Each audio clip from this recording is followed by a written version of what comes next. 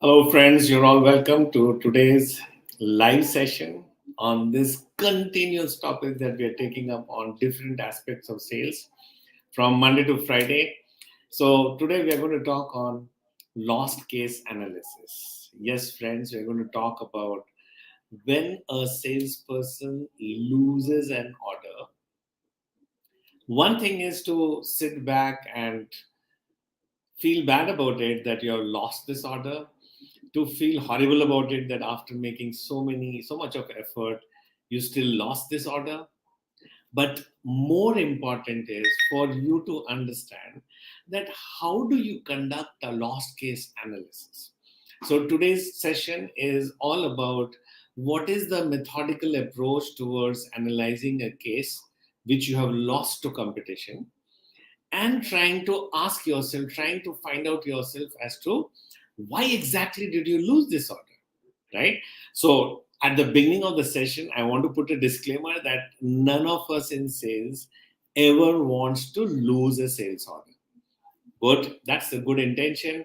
That's the way to go. But we are talking on the premise that we have lost a sales order. Now, once you have lost a sales order, do you analyze why you lost it? Because if you don't analyze, then you will not learn from the mistakes that you have done. Correct? If you analyze, then how do you analyze is the topic of today's discussion. So let me welcome all the quick early learners who have joined here: Nomad Forever, Satyajit Singh, Rajesh Londe, and so many of you. You're all welcome to this program. Now, at the onset, as a sales coach, I have normally seen that when we sit down to analyze a lost case, typically a salesperson always suggests that this case was lost because of price. And this is very common. I have worked across industry verticals, across salespeople at different levels of their hierarchy. Everyone feels that more often than not, they lose a sales order because they were not able to give the price. Because price is the indicator which is normally there on the table. And it is very important for you to understand, friends. There is a research on this which shows that not more than 10% of the cases are actually lost on price. Although 99% of the cases, the reason for the loss of an order is attributed to price. I personally do not believe that price is always the reason for losing an order. Now, let's quickly look at few things which are associated with the order. The customer feels that you are expensive. Now, when the customer feels that you are expensive, does it mean that your price is high? Or does it mean that the customer is not able to see value for money? So, for example, if I'm quoting 100 rupees for a product and my competition is quoting 90 rupees for a product, and let's assume that my competition gets the order, what does it mean? Does it mean that the competition got the order because they quoted 90 and we quoted 100? No, that doesn't mean that. It could be one of the connotation, but it doesn't really mean that the 90 rupees got the order because it is 10 rupees cheaper than the 100 rupees quote. The 90 rupees got the order because the seller of that quotation could prove that he is offering services which is worth 90 rupees value for money. And the 100 rupees quote lost the order because the seller was not able to prove that what he is offering is value for money worth 100 rupees. Now, the question here is, first of all, what have you quoted? A, and B, are you able to prove that you are able to give value for money as per your quote? If no, you will not get the order. Even if you quote 90 rupees and you're not able to prove to the customer value for money for 90 rupees, you'll still not get the order. So if you're feeling that by dropping your price from 100 to 90, you would have backed the order, no, you will not, because at the end of the day, you have to prove to the customer what is the value for money that you're giving to the customer. So when you do a lost case analysis, the first thing that you must analyze is Did you lose this order because you or your representative or your company was not able to establish value for money? If yes, then what are the points where your company failed to establish the value for money? Now, this is a cause. This is a very strong point to be analyzed by every seller in this world. So I welcome Saurav Agarwal, Pankaj 10x. You're all welcome to this program. Now, if you have understood that why establishing a value for money is important, the second thing to be analyzed after losing a sales order is, were you prompt enough? Was your response good enough? In short, what was your PQ level? Now, for those of you who understand IQ and EQ as intelligence quotient and emotional quotient, and if you have not heard of PQ, please note it. PQ stands for promise quotient. And promise quotient is mathematically equivalent to promises made divided by number of promises kept. So if you have made 10 promises to the customer and you keep all 10 of them, your PQ level is 1. But if you make 10 promises to the customer and you keep only 3 of them, your promise quotient is 10 divided by 3 or 3.33. Now, if your promise quotient is more than 1, you actually do not deserve this order, right? So even if you're offering value for money, but if your PQ level is more than 1, that could be the reason of you losing the order. Because if your PQ is more than 1, the customer doesn't feel like trusting you. The customer doesn't feel like investing into you. The customer doesn't feel like making you as one of his team member, because he feels that he's going to lose if he deals with you, even if you offer at a better price. So the second component to be checked out when you do a lost case analysis is, did you fail in your PQ level? That's the question you have to ask. And if the answer is yes, then that should be registered as one of the reasons for the lost case, and with a firm resolve that this reason should not be repeated in any other case down the line. The third thing that you need to analyze in lost cases is, were you able to present the financial benefit that accrues to the customer or not? Because you might give a better price, but despite getting the better price, the customer still feels that the cost of ownership of the customer will be lesser if it deals with someone who was given a higher price. He will still go with them. And that's the reason why the cheapest one doesn't necessarily sell in the market. The best one necessarily sells in the market. So this gap between best and cheapest is something that every salesperson has to understand. So what is this gap between best and cheapest? That's the financial benefit to the customer. Just by being cheap, you will not give a financial benefit to the customer. Correct? Let me give you a few examples to elucidate this topic, because this topic is very important. This point is very important. So let's assume that I am selling. Let me give you some practical case study. So master batches is a plastic master batch which goes as raw material for making injection molding chairs. Now this is a case study where we were dealing with a national level injection molding plastic chair manufacturer, and the raw material being supplied was master batch. Now, this particular master batch, we were supplying for 200 rupees a kilo, and competition was supplying at 190 rupees a kilo.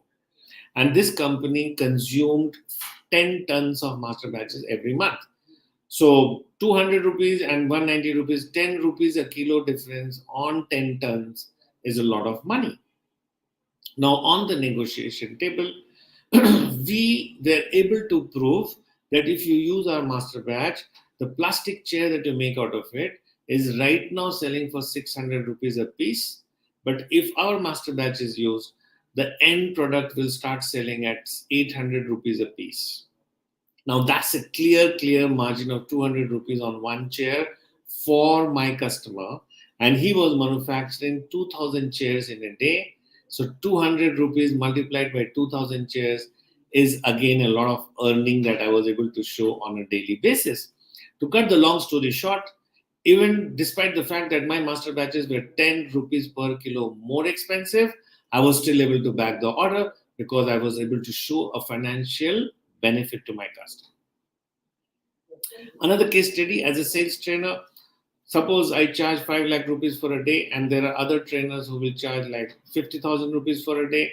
And if the customer is trying to say that, hey, Sanjay, 50,000 rupees is less and 5 lakh rupees a day is very expensive, I don't try to fight the 50,000 rupees a day sales trainer. What do I have to do? I have to establish value for money for my services. So I tell to the customer that, sir, if you take training from me, then I guarantee a 20% growth in your sales. So if your turnover right now is 1 crore, with a 20% growth, you're going to do 1.2 crore. On the incremental 0.2 crore, if your margin is roughly 10%, you calculate the amount of money that I'm guaranteeing you. And then you decide whether my fees is good enough or not. Right? So that's the third point we are saying. The financial benefit, has it been explained to the customer or not? And while doing loss case analysis, you must realize that you have not done it, so that start doing it from the next call onwards. Taking the discussion forward, when you lose a order, and as I told you in the beginning of the program today, that you don't necessarily lose an order on price. So the first point we discussed was value for money. The second point we discussed was promise quotient. The third point we discussed was financial benefit that you're able to accrue to the customer. Bringing up the fourth point that normally should be considered in the loss case analysis is, what is the cost of change? See, many a times your product is good, your offering is good, your price is good, but the customer is dealing with an existing supplier. And if he has to deal with you, he has to discontinue an existing supplier. So there is a cost of change, right? In case of factories and raw materials, the cost of change is the new raw material has to be tested, the machines have to be stopped, the old lots have to be changed, the old stocks have to be consumed. So there is a cost of change. And many a times you lose an order because the customer was not ready to bear the cost of change. And many a time the cost of change could just be the headache required in shifting over. So the fourth point that you must analyze is, was the cost of change in your favor or against you, right? Now, some of you who are from the jewelry market, you might say that, what is the cost of change in jewelry market? I run a jewelry showroom. So if the customer doesn't buy my jewelry, what is the cost of change? Well, there is a cost of change because the jeweler also gives a confidence level in your mind. So if I'm used to buying from a particular jeweler and my mind feels that I get pure gold there, so when I shift my jeweler for a better product and better price, I cannot shift unless the mental curation that this jeweler can be trusted, that the PQ level is also good. So the cost of change is very important, friends. So while making a proposal, and if you happen to lose the order, you must understand what is the cost of change. So with these points taken together, coming down to the next point, which is my fifth point, which you must analyze when you're doing a loss case analysis, is what is the level of services? Because many a times your product is very good. Many a times your price, product, offering, everything is very good. But you do not repose the trust in the customer vis-a-vis your service levels, vis-a-vis the stocks of consumables that you keep, vis-a-vis the cost of spares that you do, vis-a-vis the response timing that you're going to do. So this is what I call the trust index. So if you're not able to repose a very high trust index in the minds of the customer, you will normally lose that order, right? Even if you are the best price. So friends, we have discussed 5 major points which you must analyze when you're doing a loss case analysis. I hope you find all the 5 points useful. And believe me, as a salesperson, if you analyze every of these 5 points, each time you lose the order, there is no way that your sales process will not improve down the line. So now you lose an order, don't feel bad about it. Come back and analyze it on these 5 points. And I'm sure you will grow richer in your sales experience with every order lost. With every order won, you earn a lot of things. With every order lost, you can earn a better experience of not repeating certain mistakes again. So that brings me to the end of today's live session, friends. Remember, lost case analysis is obligatory. You must do it every time. So all those of you who keep on following me regularly on my live sessions at 1:30 p.m. every day, Monday to Friday, thank you very much, and help me connect to more salespeople around you, because I'm on a small, strong mission of empowering 1 million salespersons with the science of selling before 2025. Stay connected Monday to Friday, 1:30 p.m. on LinkedIn, Instagram, YouTube, and Twitter. Take good care of yourself and feel proud of the fact that you chose sales as your profession. Thank you very much. Till we meet again on Monday, 1:30 p.m. This is Sanjay Singh, your sales coach, signing off. Bye-bye.